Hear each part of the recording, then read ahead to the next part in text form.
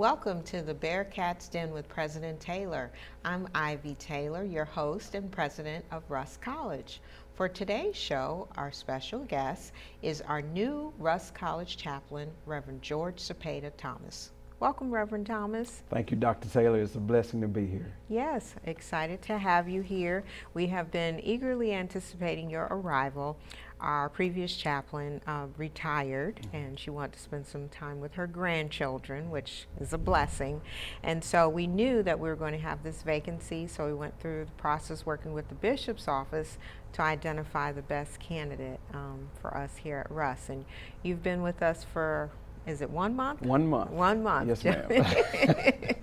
Well, welcome aboard. Well, tell us about the path that led you to Russ College. I'm sure the viewers would like to know a little bit more about you. Okay. As you have already said, my name is Reverend Sapada Thomas.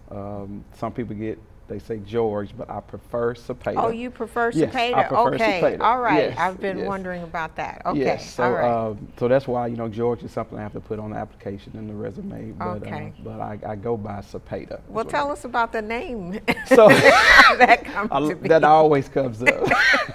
So my father, whose name was George also, he was George Albert. I'm George Sapada.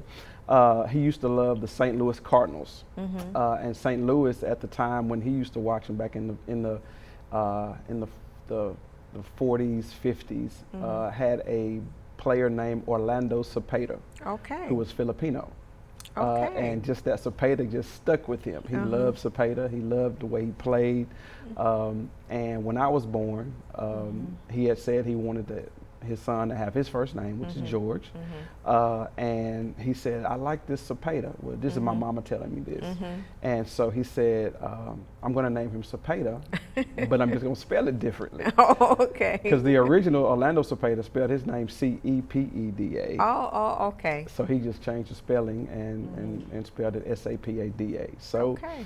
so growing up, I got called Little George because of my dad's first name, and I got teased, of course, George of the Jungle, Georgie Porgy putting the fly in schools. So I said, I'm going by Sapada. I'm not going by George.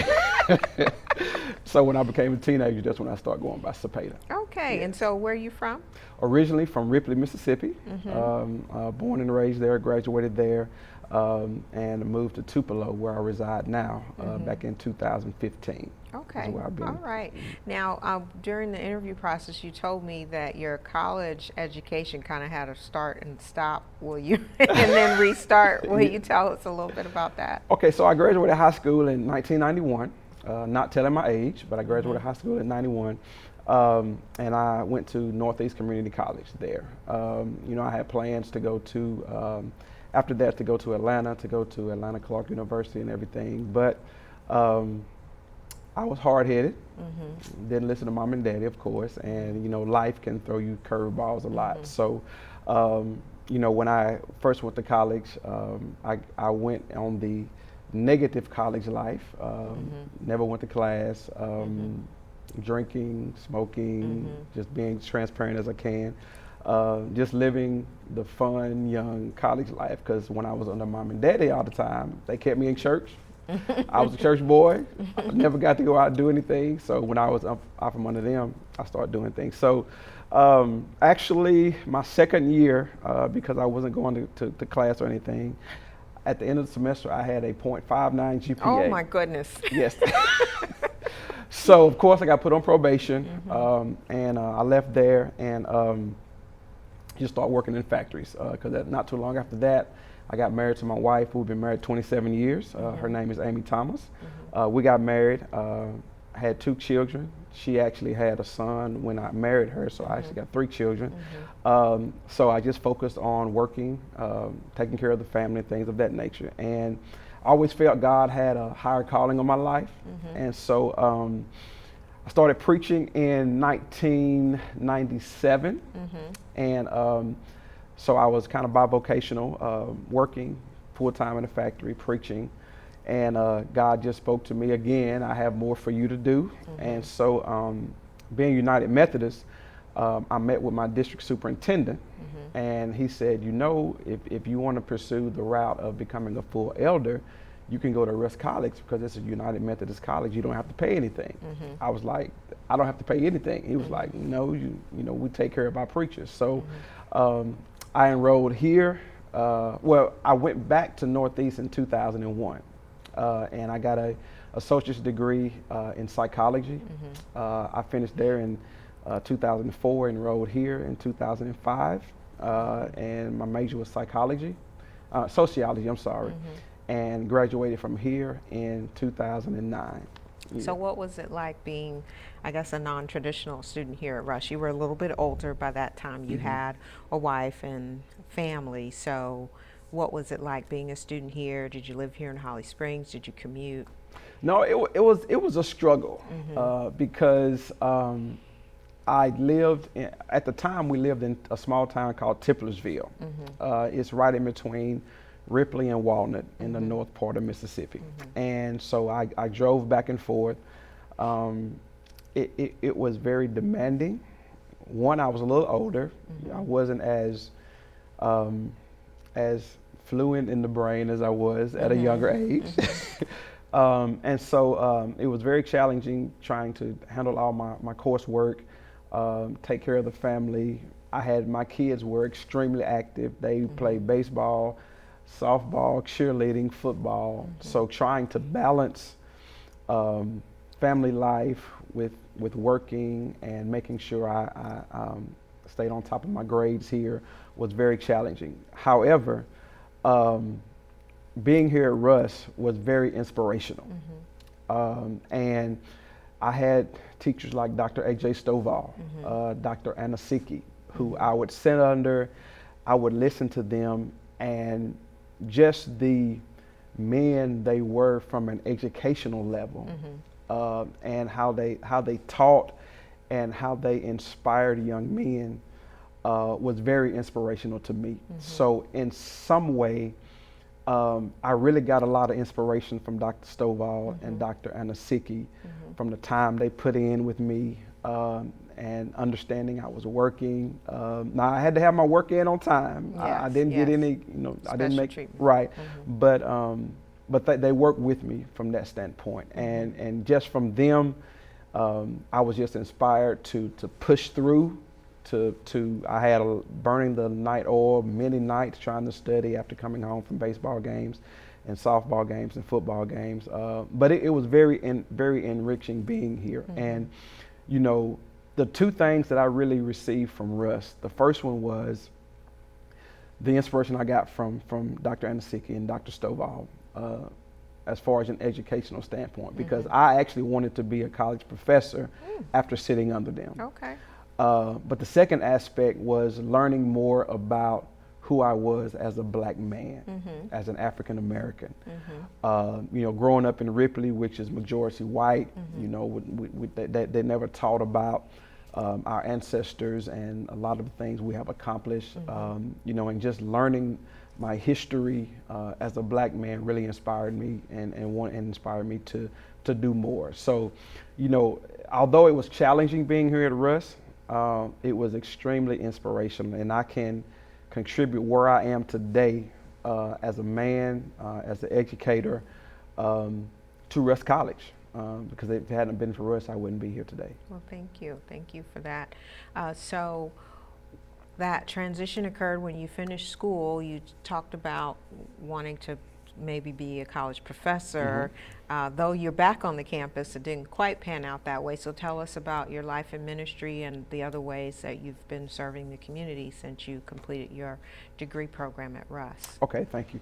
Well, as I stated, when I graduated here, I wanted to go in education. So I signed up for the alternate route program, so I could get in the school system to start teaching. And I think I passed the Praxis 1, and I was getting ready to take the Praxis 2, so I could pursue that route. However, that's when my district superintendent began to talk to me about the opportunities that the Methodist Church offered their pastors who are fully ordained. It was at that point I prayed about it and I talked to God about it, and God led me to go the ministry route rather than the educational route, which being a United Methodist pastor, there's still the educational aspects that they require of us, but I decided to go the elder route. And because I decided to go the elder route, I didn't pursue the academic route anymore, and I started working with mental health. I was pastoring part-time, and because of my degree in sociology, I was able to be an administrator in mental health. I worked in the geriatric population. I worked in a couple of nursing homes, actually one here in Holly Springs, Trinity Mission Nursing Home. Worked here for about 3 years. I left there and worked at North Mississippi Regional Center in Oxford, who serves individuals with intellectual and developmental disabilities. I was a psychologist there for about 4 years. And then I know you remember me doing the interview speaking, I have a special needs grandson. Yes. And so it was just hard to commute back and forth from Tupelo to Oxford and help take care of him. So I pursued a career in Tupelo at Brandy's Hope Community Services, which served the intellectual and developmental disabilities also. So I was there for approximately 2 years, and I served there as a community house supervisor, in which basically what I had was Brandy's Hope have services throughout all of Mississippi. They're based in McGee, Mississippi. And we had 9 homes in Tupelo, and I supervised 4 of those homes. The staff, I made sure the home checks were correct, make sure the individuals, because we were very self-centered, we wanted them to create their own self-care plan, and I just made sure all of that was done. It was very trying also, because when you deal with individuals with intellectual and developmental disabilities, you have to have patience. Yes, you have to have patience, because they don't cope with things like we do. Right. So all that plus juggling being a pastor yes. as well. That sounds like it's been great preparation. Yes. We're going to take a brief break. When we come back, we'd love to hear more about your thoughts about stepping into this role as chaplain here at Rusk College. Perfect. Love to share it. We'll be right back after a short break. Please enjoy the selection by the world-renowned Rusk College a cappella choir under the direction of Dr. Arlandra Harvey.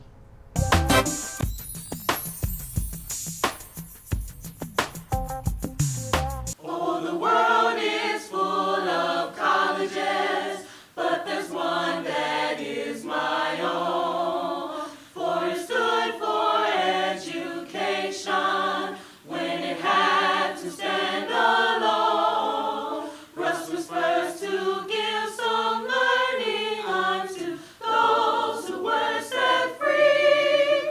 Of all the schools in all the world, Russ is the one for me. College mine, mine, mine. Oh, Russ is mine, mine, mine. The alumni and the students are so proud to be called thine. There is none like you, oh royal white and blue. College mine, so divine. College mine, mine, mine.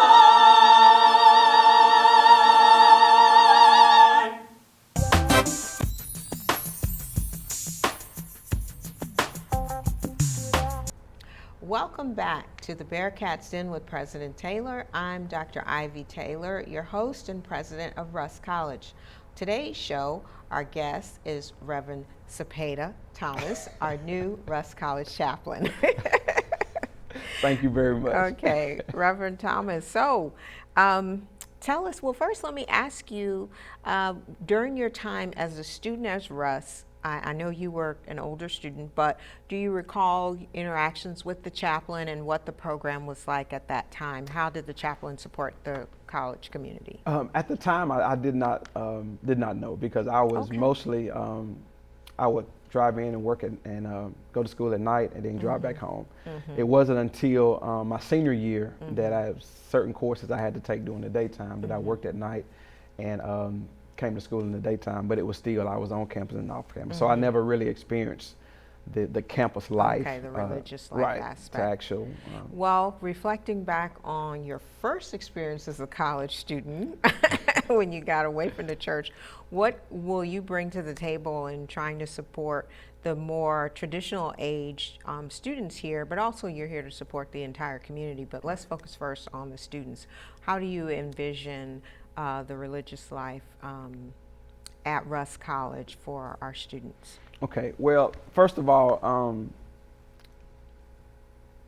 we have 3 core values that I have implemented to help us create a community of support. And that's really what the vision is of the religious life, is to create a community of support, spirituality, and service to help our students and staff also become disciples of Jesus Christ. So the first piece of our core values is we want to be authentic, welcoming. And authentic is going to be part of all of our core values, but we want to be welcoming. Jesus said that he talks about in the book of Matthew that I was hungry and you gave me something to eat. I was thirsty and you gave me something to drink. I was a stranger and you invited me in.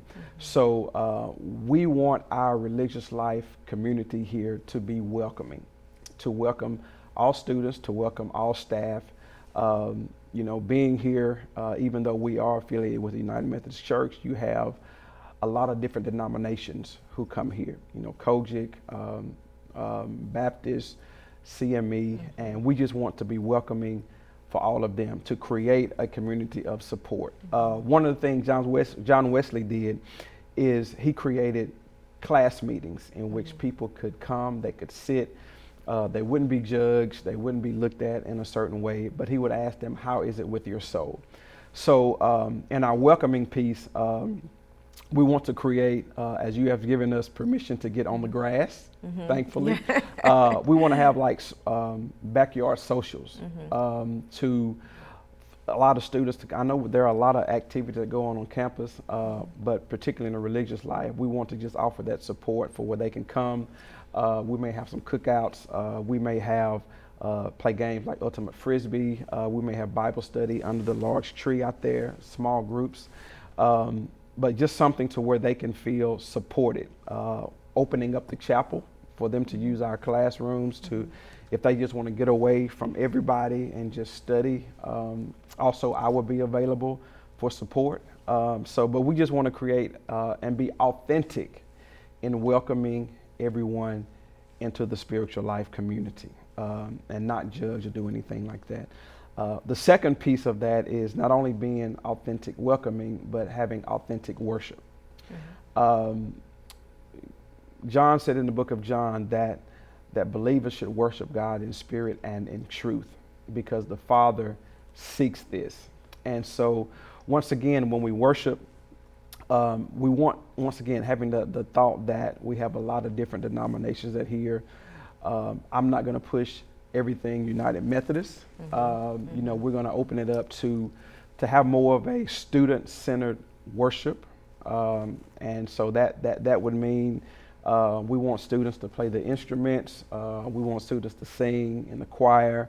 You know, we may have some student ministers on campus that I want to help conduct services.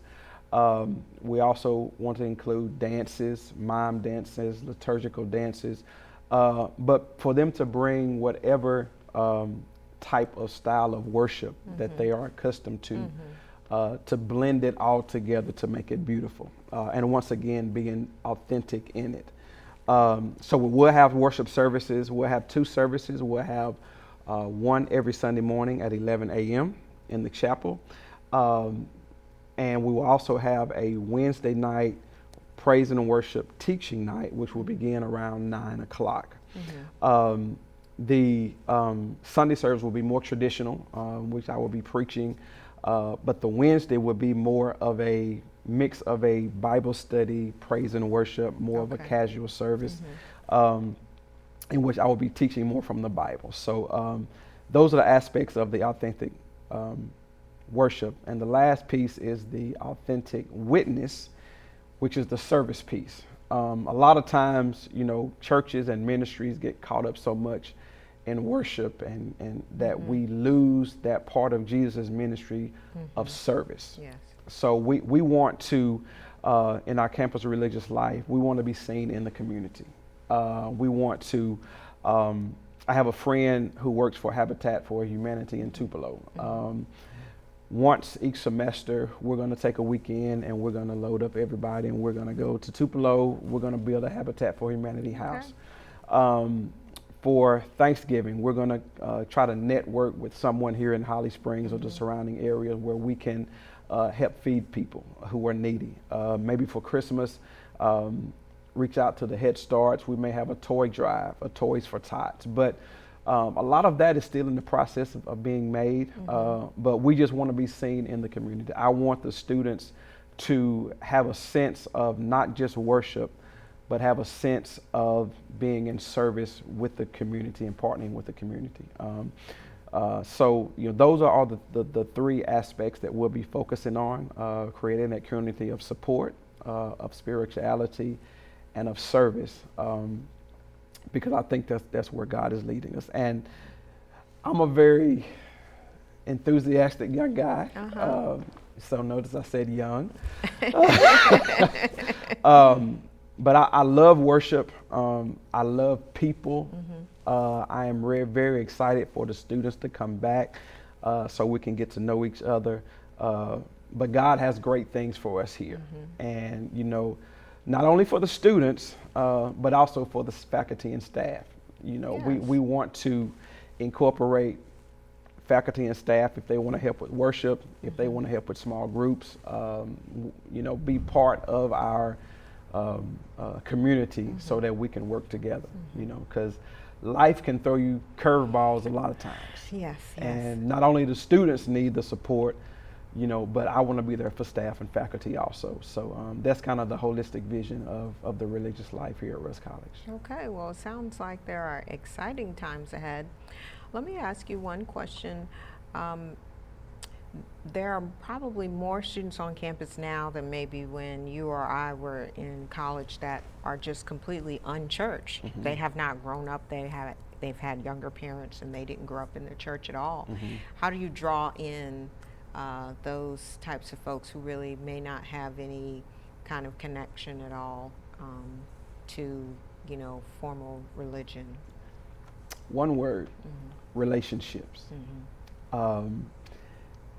You can't, or we can't, take the Bible and just beat it over their head. We can't continue to say, come to church, come to church, come to worship, and they have really no connection with that. Yes. The basics to reaching people who are unchurched is you have to form a relationship with them. And that's what I plan to do, is to meet them where they are, not to try to just bring them where I am, but to meet them where they are, to sit down and have conversations with them about who God is, about what God expects, about what it means to worship God, what it means to love God, to share the love that Christ showed for us when he died on the cross for us. So, but in order for people to really listen, they have to trust you. They have to believe in you. So before we ever get down the road to looking at them being part of the religious community, the first thing to do is just form relationships with them, to let you know you're there with them, you're there for them. They can call me at any time.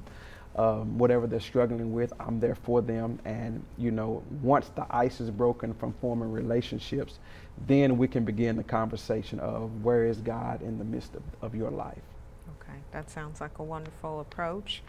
And I certainly stand ready to support you in whatever way that I can in you kind of rolling out your program and ministry here on campus. I think religious life is should be a key part of the experience, because we're kind of helping young people set the foundation for the rest of their lives, and we want them to explore this very important aspect of themselves as well. I know as a United Methodist minister, you'll be in touch with the United Methodist churches in the area. How do you plan to reach out to maybe some of the other churches or even other religions? Because I will note that upon my arrival here, I was visited by a Muslim minister who was very excited to see new leadership and explore the possibility of collaboration. Well, just probably to begin with, I have a good friend at Asbury, Reverend Zachary Beasley. Probably just use him as an information piece. I'm sure he's already connected with some churches here. But to just begin the conversation with him to say, where are these churches located? How do I get in contact with these ministers, with these pastors? And also hopefully include some of them in some of the things we do here on campus and in the community to build relationships with them. So I do plan to reach out to them. And hopefully we can partner in some things where we can do more together than we are separated. Okay. I've also was contacted by a priest here with the Catholic congregation. So, I mean, I believe that, you know, it's best to be in conversation, collaboration, and figuring out how we can all support each other. So I'll certainly pass that connection on to you. Please do as well. Please do. And I truly believe that, you know, that I'm not Superman. I'm not on an island by myself. We have to do it all together. And so I would love to do that. Okay, well said. Well, Reverend Thomas, we're very, very excited about your arrival here. You bring energy and enthusiasm that I think will certainly be welcomed by the students, and I look forward to having a chance to hear you preach. Trying to remember if maybe I saw a little video, but that's nothing like the real thing. Correct. Correct. All right, thank you so much. Thank you very much, Dr. Taylor. Okay, thanks for tuning in to this episode of the Bearcats Den. We'll see you next time.